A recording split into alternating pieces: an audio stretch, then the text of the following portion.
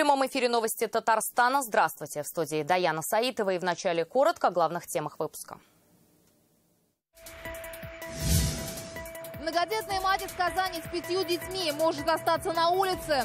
Там, говорит, у вас 1,5 миллиона, и в течение 5 дней вам надо платить. Откуда у меня такие деньги? Пойдет ли Госжилфонд на мировое соглашение, знает Анна Городнова. Комплексное лечение, реабилитация и беседа с психологом. Сижу уже не первый раз, из-за наркотиков. Сколько наркозависимых заключенных получит помощь благодаря пилотному проекту, расскажет Рамиль Галиуллин. Чтобы татарстанцам было всегда тепло. Можно отапливать до 10 стандартных хрущевок. Как работает котельная на колесах, увидела Альбина Судараева. Что такое счастье? Счастье иметь ребенка, Айлин. Как в республике отметили Международный день счастья, расскажет Салават Мухаммадулян.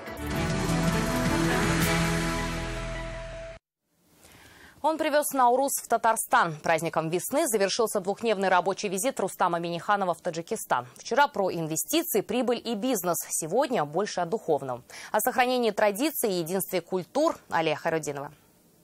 Он 2 сантиметра и 2 миллиметра диаметр. К нему специальная лупа ложится на руку Коран. Лупа сверху ставится и пинцетом перелистывается.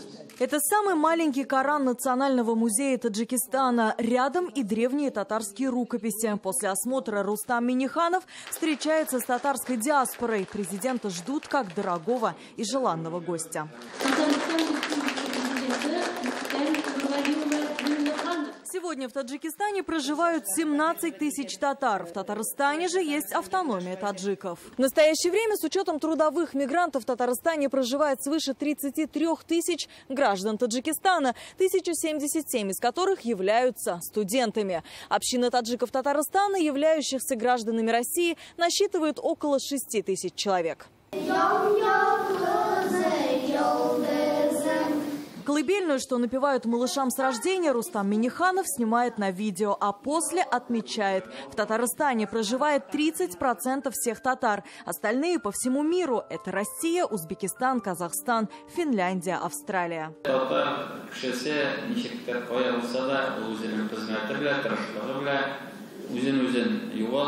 Где бы ни жили татары, благодаря своему труду, стараниям, они не теряют свою самобытность. Мы чувствуем, те, кто живет вдали от исторической родины, прикладывают к этому еще больше сил. Стараются сохранить и религию, и родной язык, и традиции, говорит президент. В поддержке татарской диаспоры Рустам Минниханов отмечает и роль нашего телеканала.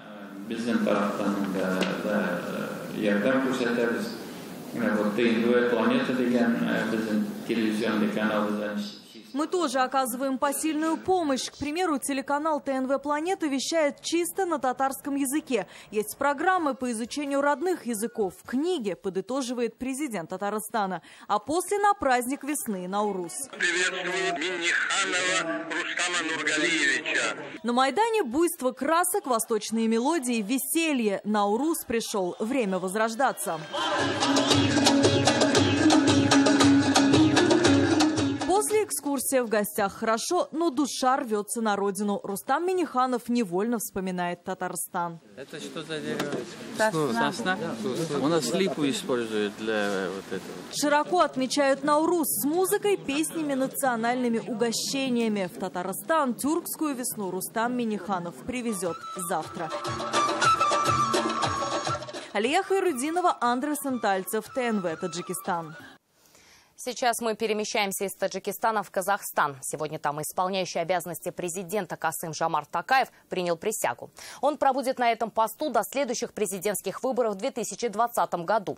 Отставка Нурсултана Назарбаева и сегодня самая обсуждаемая тема как на мировом уровне, так и в стране.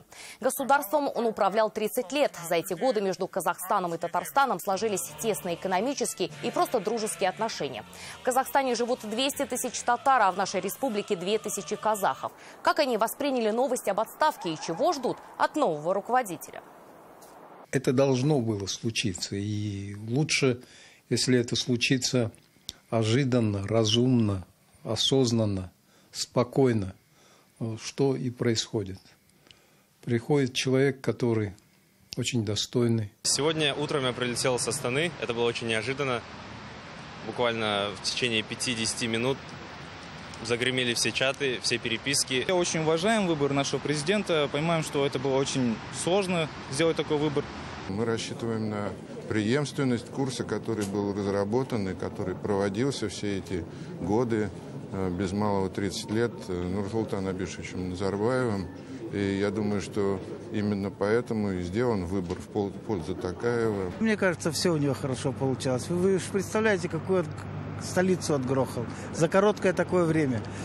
Чисто стало, красиво, уютно. Поэтому это очень большое дело он сделал. К другим новостям дня. Сегодня в Казань привезли 2 теплостанции на колесах. Мобильные котельные на случай ЧП. Их запустят, когда на теплосетях случится авария. Такое поручение дал Рустам Минниханов после прошлогоднего инцидента в Казани на улице Портовой. Альбина Салгараева изучила возможности техники. Самое главное в этой машине – это котел. Он импортный, снабжен дизельной горелкой. Сердце установки – насосы. Еще есть теплообменник и измерительные приборы. Если отойти от технических терминов, это мобильная котельная. При морозе, например, 20 градусов, одна такая машина может согреть 5 хрущевок. Если погода будет примерно как сегодня или до -5, то тогда и 10 домов. И таких машин сегодня в Татарстане 2. Развернуть их работу можно за пару часов. Приобрести котельные на колесах решили после ЧП, которое год назад произошло на улице Портовая, Казани. Здесь обрушилась старая котельная, и без тепла остались 1500 человек. От соседней котельной теплоноситель подаем вот сюда, на угол этой котельной, и тепло к концу дня стоит задача в квартиры подать. Эти мобильные котельные впредь исключат такие ситуации. Машины пополнили аварийно-технический запас республики. Одна стоит 20 миллионов рублей. Собирают их в Саратове. В аварийно-технический запас республики входят котлы, генераторы, задвижки, арматуры, кровля, профнастил. То есть все материалы, необходимые для предупреждения и ликвидации аварийных ситуаций. Для оперативного решения задач энергообеспечения при аварийных ситуациях в республике есть и автономные источники электроэнергии. Они расположены в Казани, Чистополе, Базарных Матаках и Нурлате. Альбина Салгараева, Ильшат Мухаметов, ТНВ, Казань. Мать 5 детей и 3 ее малолетних внука могут остаться без жилья. У женщины накопился долг в 1,5 миллиона за соципотеку, и ГЖФ требует освободить жилье. В квартире семья проживает 12 лет. Госжилфонд утверждает, по счетам нужно платить и ждет ее на переговоры. Но пока к ним Рузия Сафиуллина не пошла. Все стороны выслушала Анна Городнова.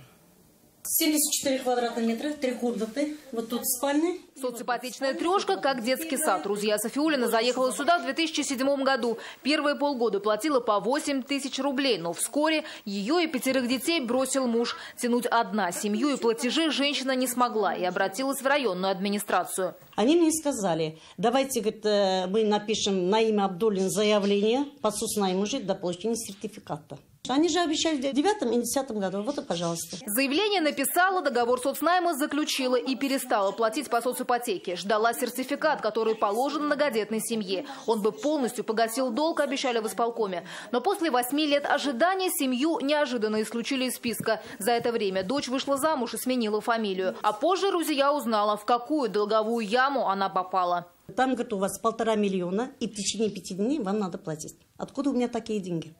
1,5 миллиона. Я говорю, откуда у меня такую задолженность? Год назад по решению суда Госжилфонд расторг договор соципотеки. Сафиуллиных обязали освободить квартиру. Но женщина наняла юриста и уже сама подала на ГЖФ в суд. Ведь по ее расчетам сумма долга должна быть меньше. Якобы 200 тысяч за каждого из 3 внуков в договоре. ГЖФ не учел. Там имелись 3 малолетних ребенка 12-го года рождения, 15-го года рождения, которые в свою очередь тоже являются собственниками. На данный момент, получается, всех собственников должны по решению суда выселить. Считаем, что без сопровождения взрослых эти 3 малолетних ребенка могут подвергаться соответствующей опасности. Почему Госжилфонд не учел социальные выплаты и как получилось, зная, что копился долг, Сафиуллиной никто не сообщил. В ГЖФ сегодня подробно разъяснили. Конфликт давний. Как выяснилось, договор соцнайма был заключен только на год, в 2009-м. После многодетная мама должна была платить каждый месяц по соципотеке. В 2014-м решением суда в пользу фонда уже было взыскано почти 670 тысяч. Проценты копились, и к 2018-му долг достиг 1,5 миллиона рублей. И это с учетом 200 тысяч за детей. С учетом этих 1 540 000 у нее долг. На сегодняшний день мы готовы, все-таки готовы к диалогу. На днях мы ее приглашали к себе для детального изучения ее жилищного вопроса. К сожалению, она не явилась. Но мы очень надеемся, что в ближайшее время эта встреча все-таки состоится. Иногда и на хлеб не было у меня денег. А сейчас, пожалуйста, у меня дети работают, помогают. В данный момент я поэтому хочу остаться здесь. Дали бы новый график платежей. Сейчас в квартире прописано 9 человек, 4 несовершеннолетних. Есть долг в 300 тысяч за коммуналку, сообщили в ГЖФ. Здесь же надеются, что встреча с многодетной мамой все же состоится и выселять семью не придется. Но Сафиуллина намерена разговаривать только с директором Госжилфонда. Я хочу именно на прием к Зарипову. Анна Городнова, Рамиль Гарипов, ТНВ, Казань. Напоминаю, в нашей редакции есть WhatsApp. Его номер 8 987 420 0101. Сообщения принимаем круглосуточно. Ваши новости, присланные фото и видео могут стать репортажами в наших выпусках. В Казани создан единственный в России реабилитационный центр для осужденных наркозависимых. Он появился на базе 19-й исправительной колонии. Пока здесь лечат 11 человек. Как им помогают выбраться из порочного круга, расскажет Рамиль Галиуллин. Сижу уже не первый раз. Юрий Юртаев в колонии 2 года. Сидит за хранение наркотиков. На волю через столько же. До того, как сюда попал и сам употреблял, говорит он. Все развалено. То есть в будущем предстоит много работы тоже. Восстановление семьи. То есть контакты, все, доверие тоже. Для таких, как Юрий, в Татарстане создан центр реабилитации. Он открылся 2 недели назад в ВК-19. На работу взяли соцработников, наркологов и психологов. Сейчас здесь лечат 11 осужденных. Пациенты реабилитационного центра отделены от основной массы заключенных. Здесь они отдельно питаются. Для них специальная комната для занятий, а также спальные помещения. Казанская колония стала экспериментальной площадкой. В России аналогов пока нет. Сегодня уполномоченный по правам человека провела здесь совещание и посмотрела, в каких условиях лечат осужденных. Это очень важный проект, который сегодня позволяет лицам, находящимся в местах лишения свободы, проходить реабилитацию и быть готовым к снятию в случае прохождения в полном объеме, снятия с учета для того, чтобы после освобождения они могли действительно вести достойный образ жизни. Сегодня в колониях республики как минимум 300 осужденных наркозависимых. Но центр будет принимать только тех, кто действительно готов вернуться к нормальной жизни. Начинается работа с 9 до 3 вечера. Им даются домашние задания письменные. После их прохождения курса реабилитации будут организованы послелечебные поддерживающие программы, то есть это уже амбулаторно. Они будут, срок еще не закончился, они будут возвращаться в жилую зону. Их места будут занимать другие. Сегодня в республике практически каждый второй осужденный повторно попадает за решетку. Задача центра – снизить эту статистику. Рамиль Галиуллин, Игорь Романов, ТНВ, Казань. 560 врачей смогли вернуть в села республики за последние 7 лет. Все благодаря программе «Земский доктор». В деревню уезжают не только городские специалисты, но и приезжают из других регионов. Вот и сегодня наша съемочная группа побывала на приеме у одной из них в Столбищах. Ага, заходите, Кыргыз. В 8 утра на приеме уже 8 пациентов. Резида Ахмедова – земский врач. К ней и с давлением, и с болью в сердце, и травмой ноги. Она одна на 12 тысяч человек. 10 лет назад окончила Ульяновский госуниверситет. Судьба забросила сначала в Казань, потом предложили работу в Столбище. Так как я проходила ординатуру и в стационаре, и, в общем, так как я являюсь врачом общей практики, то, соответственно, я перешла работать в поликлинику городскую. Соответственно, потом, после уже города, я недавно устроилась сюда. Уж больно привлекательным оказалось предложение Минздрава – 1 000 000 рублей за переезд в село. В любом случае, работая здесь, я уж получаю колоссальный опыт. Как-то мне нравилось помогать людям. Как-то я считаю, что это мое призвание. Для таких, как она, молодых врачей, сумма в 1 000 000. Для фельдшеров 500 тысяч – настоящая поддержка. По программам они охотно приезжают, потому что они получают 1 000 000. Они могут себе купить жилье, тем более в нашем Ладожском районе очень много строится жилья.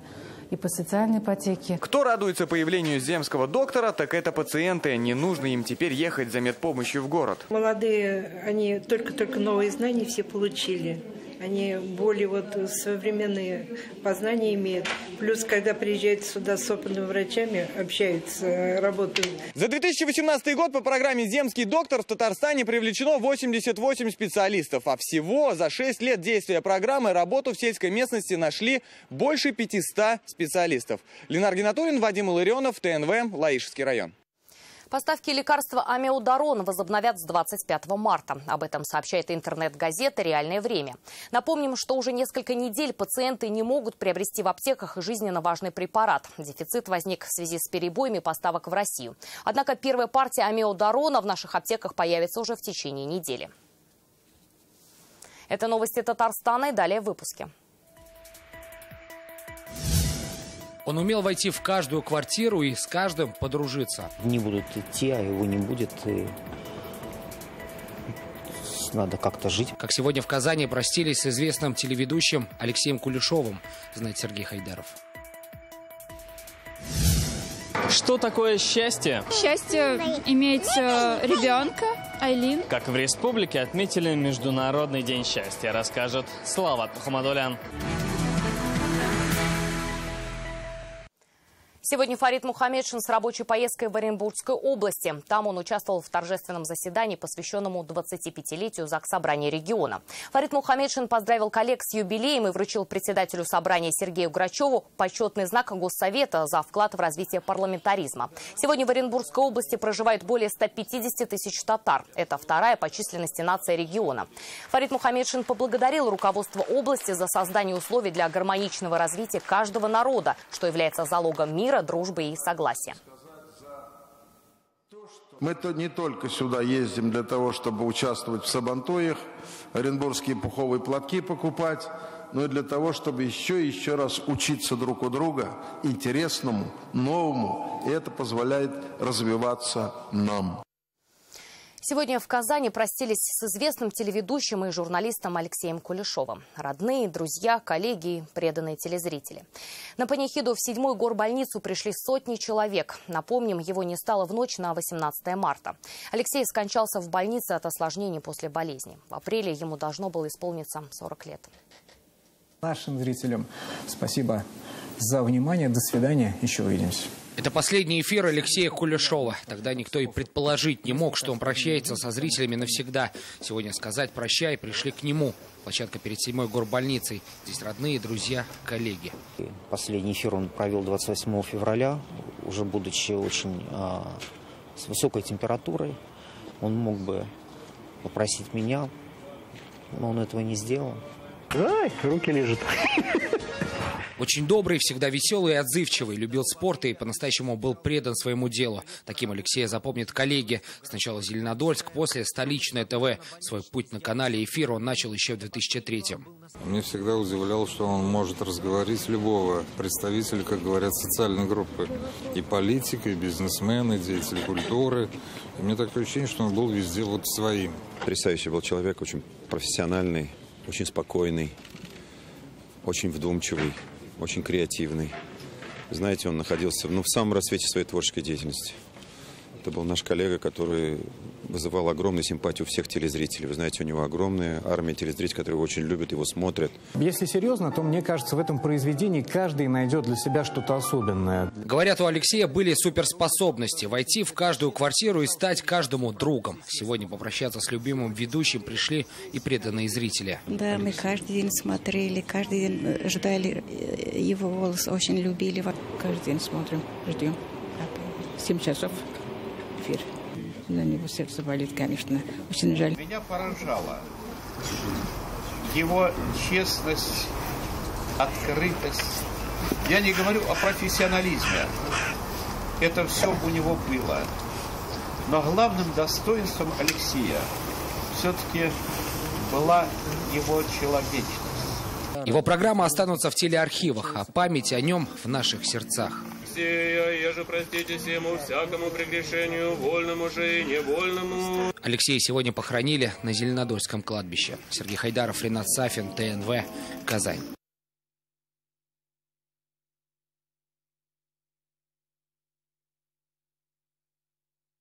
Кредитный портфель ВТБ в Татарстане по итогам 2018 года превысил 146 миллиардов рублей. Сегодня на пресс-конференции руководство банка рассказало об особенностях деятельности в минувшем году.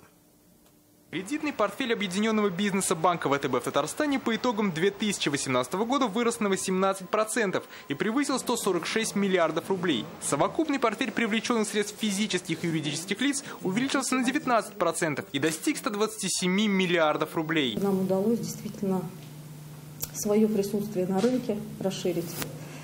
Вот этому способствовала, конечно, и лучшие практики, и, на мой взгляд, сильная команда, которая сегодня подобралась в банке ВТБ. За 2018 год ВТБ предоставила жителям и предприятиям республики 138 миллиардов рублей кредитных средств, на 27% больше, чем за 2017 год. Из них 7,4 миллиарда рублей финансирование в рамках госпрограмм. Программы господдержки, они являются для банка ВТБ ключевыми, когда клиентам даешь возможность, в первую очередь, и информируешь их о возможности более дешевых кредитных ресурсов, конечно, ты получаешь клиента и его лояльность, и действительно даешь ему возможность как-то более широко, наверное, открывать свои горизонты, да, и развиваться.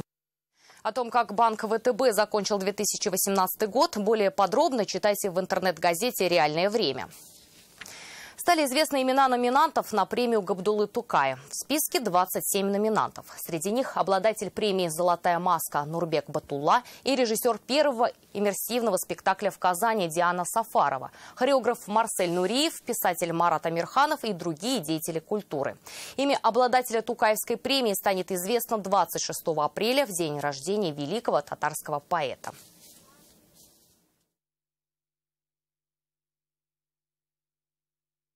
Для одних – семья, для других – здоровье, для третьих – любимое дело. Сегодня весь мир отмечает День счастья. В республике его отпраздновали под хэштегом «Эстафета счастья». Самый счастливый репортаж подготовил Салават Мухаммадуллин.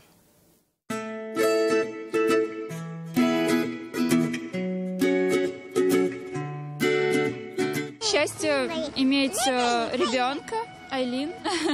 Это мое самое главное счастье в жизни. Счастье для меня – это в первую очередь моя семья. Я играю на сцене, для меня это приносит большое удовольствие, и для меня это, безусловно, большое счастье. Я смело могу заявить, я счастливый человек. У каждого оно свое. Счастье объединяет улыбка, когда мы говорим о нем. Сегодня весь мир отмечает День счастья, и кто-то его добивается или получает, кто-то, наоборот, дарит сам. Я решила отправить письмо домой, потому что я не из Казани. Это получается очень необычно и миленько будет для моей семьи, мне кажется. А что пишешь?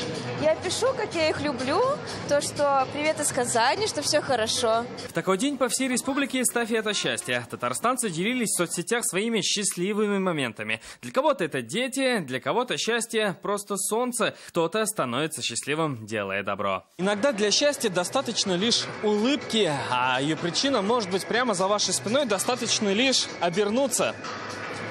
Да, вроде просто и ничего особенного, но ведь и быть счастливым совсем не сложно. Самая счастливая страна – Финляндия, на втором месте Норвегия. Россия только на 59-й строчке, но счастье, похоже, далеко не в рейтингах и в цифрах. Заниматься любимым делом. Это рецепт счастья. Конечно, я же сказал, что выбрал себе любимое дело. Я, в принципе, всю жизнь не работаю. И вы счастливы? Конечно. Большое счастье любить то, что ты имеешь. И вот тогда Боженька дает больше. На самом деле это очень важно. Я в день бываю несчастлив, счастлив. То есть это так попеременно. По-моему, как сказал Пушкин, на свете счастья нет, есть покой и воля. Вот. Но все равно моменты счастья, они очень ценны, драгоценны. Счастье любит тишину, не было бы счастья, да несчастье помогло. Счастье и труд рядом живут. Десятки поговорок и пословиц. Счастье всегда было, есть и будет в тренде. И главное, в нас самих. Всем счастья! Салават Мухаммадуллин, Амазиаддинов, ТНВ, Казань. Не суй свой клюв в чужие дела. В нашу редакцию обратились встревоженные казанцы, заметившие, что пара лебедей на озере Кабан не подпускает близко других новеньких сородичей. Их клюют и щипают. Но почему? Ответы на вопросы зрителей искал Рамиль Шайтуллин. 2 лебедя до стая уток. Уже визитка озера Кабан. Только этой весной идиллию разбавил незнакомец. К сородичам прилетел молодой лебедь. Одной из первых его увидела Раиса Загидулина. Заметила, чужака не приняли. Лебеди шипят на него, щипают и клюют. Видимо, этот самец, а тот самец свою самку охраняет, не подпускает. Я так думаю. Та же грация, те же клюв, те же перья, только цветом немножко темнее, но почему-то здесь таких не любят. Видно, где сидят залетные, а где все остальные. Каждое животное, оно защищает свою территорию. Ну это же нормально. Так животные, они как бы так общаются. Я тоже считаю, что для животных это нормальное поведение.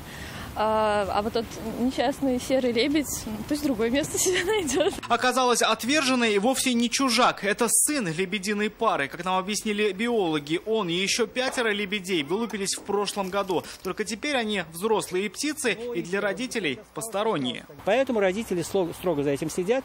Как бы молодой птенец, который пытается к ним, так сказать, пристать, исходя, может быть, скажем так, из своих сыновьих чувств, естественно, он чужак. Однако за ним наблюдают казанские зоологи. Все это в целях многолетнего эксперимента. В планах ученых увеличить популяцию лебедей на озере. Они ждут, что и незнакомец, и его братья все же найдут свои пары и совьют гнезда. Рамиль Шайдуллин, Ринат Сафин, ТНВ, Казань. Еще больше новостей в наших соцсетях ВКонтакте и Инстаграм. Вечерний эфир продолжит программа «Вызов 112», а сейчас прогноз погоды. До свидания.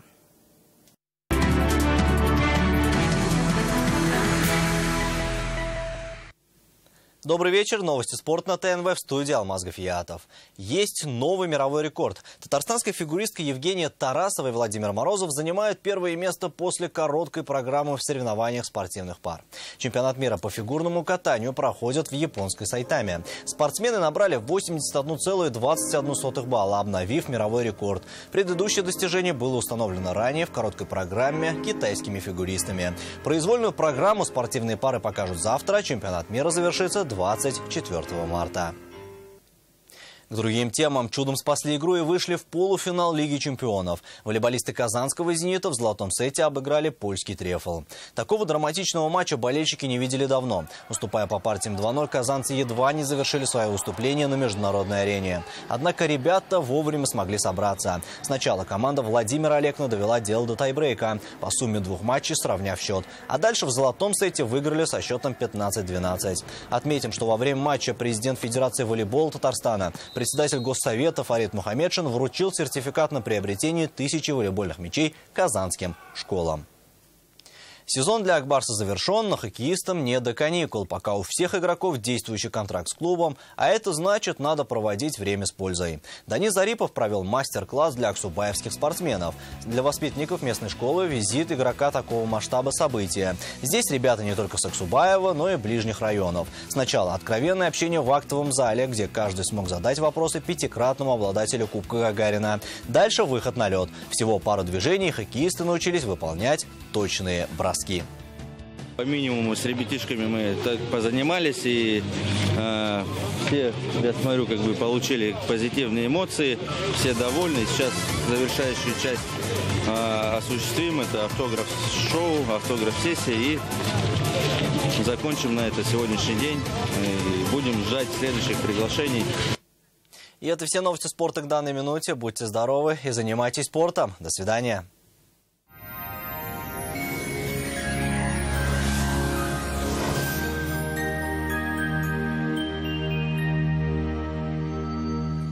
Здравствуйте! О погоде после интересной информации. Спонсор показа – изготовитель корпусной мебели на заказ ООО «Данил Мастер». Хотите качественную и недорогую кухню по вашим размерам? «Данил Мастер» исполнит ваше желание. «Данил Мастер», Казань, Восстание 23, телефон 2-167-166. По данным сервиса Яндекс.Погода, на юго-востоке республики ожидается дождь со снегом. +1. На северо-востоке Татарстана немного теплее, до +3 пройдет дождь. На севере республики пасмурно и снежно, +4. На северо-западе Татарстана пройдет влажный снег, 3-4 градуса выше 0. На юго-западе республики будет пасмурно, до +4.